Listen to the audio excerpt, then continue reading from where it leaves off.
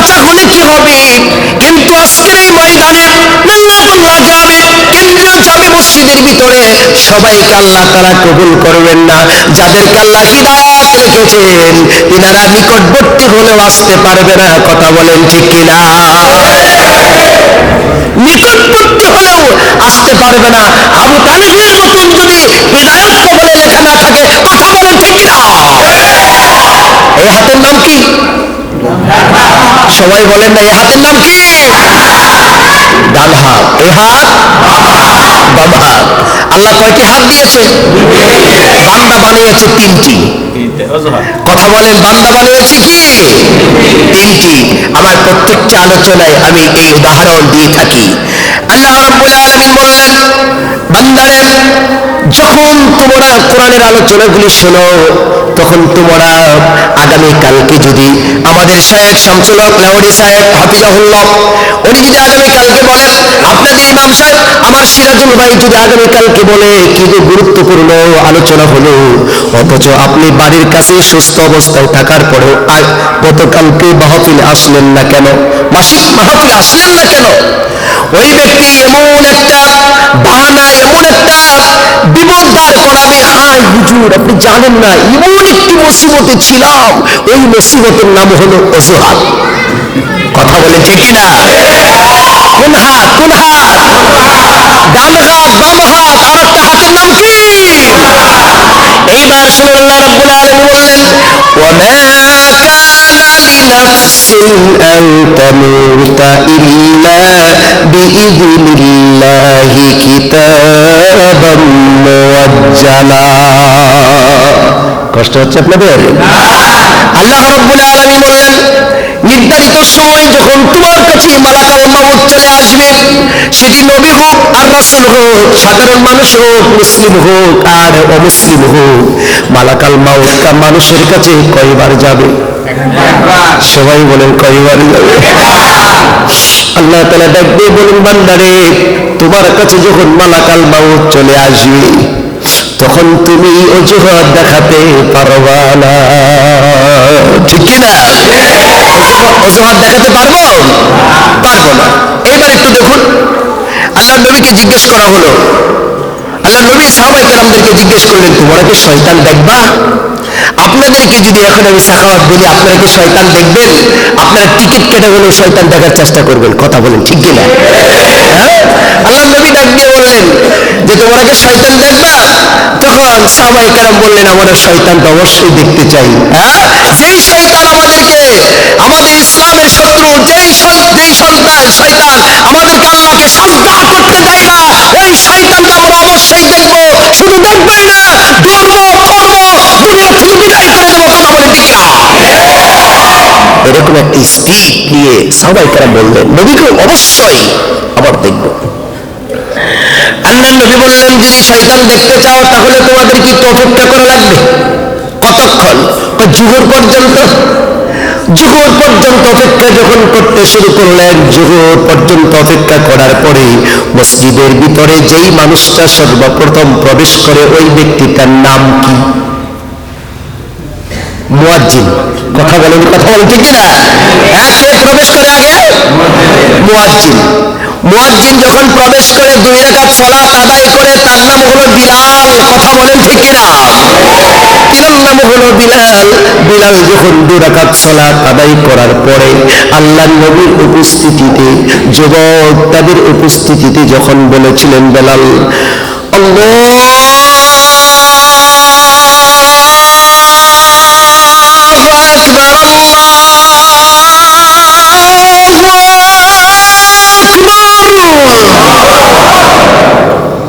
আল্লাহ নবী বললেন যে দেখো দেখো, এই শব্দটা শোনার সঙ্গে সঙ্গে ওই যে কিছু যুবক আছে, ওই যে কিছু মুসলিম আছে, মসজিদে আজান শোনার পরেও তারা মসজিদ থেকে অনেক দূরে সরে যাচ্ছে। কথা বলেন, কথা বলেন ঠিক কিনা?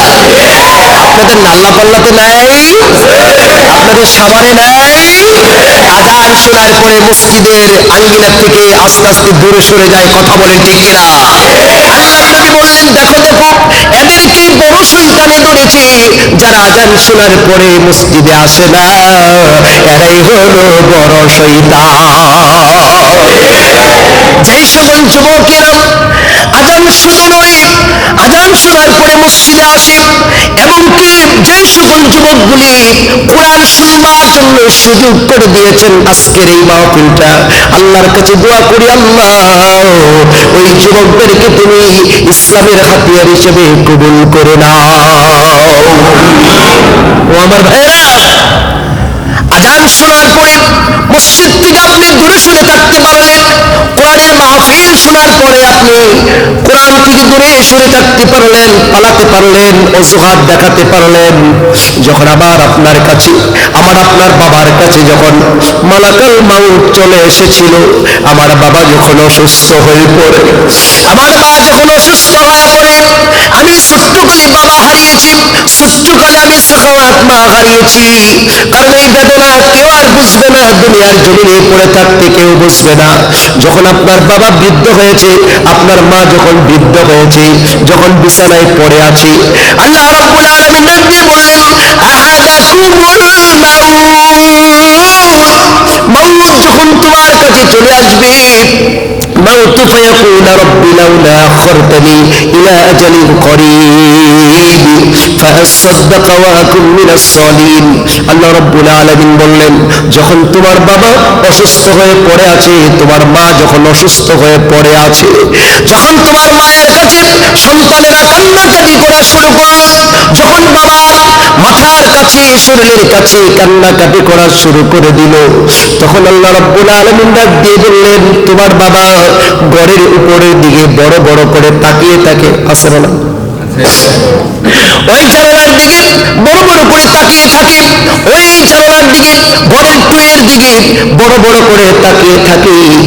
আর ওই সময় মালাকাল মাউতকে দেখতে পারে, আল্লাহর কাছে ডাক দিয়ে বলে, মাবুদ এত তাড়াতাড়ি মালাকাল মাউত এসে যাবে বুঝতে পারি নাই। এমন অবস্থায় সন্তান বাবাকে বাবা বলে ডাকে, সন্তানেরা মাকে মা বলে ডাকতে থাকে। আর ডাক দিয়ে বলি, বাবা গো বাবা, বাবা বলে ডাকে। বাবার যতটা মাথা সোজা করে দেয়, বাবা আবার মাথাটা ঘুরিয়ে অন্যদিকে তাকিয়ে থাকে। বাবা দুনিয়ার কোনো খেল নাই, বাবা দেখছেন মালাকাল মাউত। মালাকাল মাউতকে যখন দেখার পরে আল্লাহর কাছে ডাক দিয়ে বলে, মাবুদ একটা বারের জন্য তুমি আমাকে সুযোগ করে দাও, একটা বারের জন্য তুমি আমাকে মাফ করে দাও, আমাকে মালাকাল মাউতকে তুমি বিদায় করে দাও। আমি এরপর থেকে সত্যবাদীদের সাথে থাকবো, আমি দান খয়রাত করব, আমি ভালো হয়ে যাব, আমি মুমিনদের কাতারে থাকবো। আল্লাহ রাব্বুল আলামিন বলে, বান্দারে মালাকাল মাউত যখন চলে আসবে, তখন আর যত তওবা করো আমি তোমাদের তওবা কবুল করে নেব না। যদি তওবা করতে পারো মালাকাল মাউত আসার আগে, তখন আমি আল্লাহ তওবা কবুল করতে পারি। সম্মানিত বড় ভাইয়েরা, ও আমার মা বোনেরা, একটু খেয়াল করে শুনতে হবে। আল্লাহ রাব্বুল আলামিন ডাক দিয়ে বলছেন, বান্দা যখন আমার কাছে এই কথাটা বললেন, দরখাস্ত করলেন, আমি তখন নাকচ করে দিলাম। নাকচ করে দেওয়ার পরে ওই বড় বড় করে তাকিয়ে আছে, চোখটা আস্তে করে বন্ধ করে দিল। চোখটা বন্ধ করে দেওয়ার পরে আত্মীয় স্বজন সবাই আশেপাশে বসে আছে। যখন চোখটা বন্ধ করার পরে দুই ফোঁটা চোখের পানি দুই পাশ দিয়ে যখন পড়তে শুরু করলেন, আত্মীয় স্বজন সন্তানেরা সবাই ডাক দিয়ে বলে, বাবা ও বাবা ও মা। বাবার কথা বলে না, এতক্ষণ পর্যন্ত তাকিয়েছিল, এখন আর কোনো তাকাই না। ওই বাবার চোখের পানি, মায়ের চোখের পানি গুলি দেখে সন্তান বলে, আমার বাবা আর নাই, দুনিয়ার জমিন থেকে চিরবিদায় হয়ে গেল মনে হয়। ঘরের দরজা বন্ধ, ঘরের জানালা বন্ধ, কোন দিক থেকে মালাকাল মাউত আসলো আমরা কেউ টের পাইলাম না। কোন দিক দিয়ে আসলো, আবার কোন দিকে মালাকাল মাউত চলে গেল। ও আমার বন্ধুরা, ও আমার ভাইরা, কার মালাকাল মাউত কোন দিক দিয়ে আমাদেরকে নিয়ে যাবে আমরা কোনো টের পাবো না। দুনিয়ার সব জায়গাতেই অজুহাত চলবে, মালাকাল মাউত আসলে অজুহাত কৈফিয়ত চলবে না। একথার বোঝাবার জন্য আমি আপনাদেরকে এই কথাটা নিয়ে আসতে চেয়েছিলাম। ওমর ভাইয়েরা, দুনিয়ার জমিন থেকে আমাদেরকে চলে যদি যেতে হয়, কোরআন শোনার জন্য আসতেই হবে। কথা বলেন ঠিক কিনা? কোরআনের মধ্যে ভুল আছে? কোরআনের মধ্যে ভুল আছে? নাই। কোরআনের মধ্যে ভুলের কোনো সন্দেহ নাই। যদি ভুল থাকে আমাদের মধ্যে আছে, আমাদের ভুলগুলি সংশোধন করবার জন্য কোরআনের কাছে আসতে হবে। কথা বলেন ঠিক কিনা?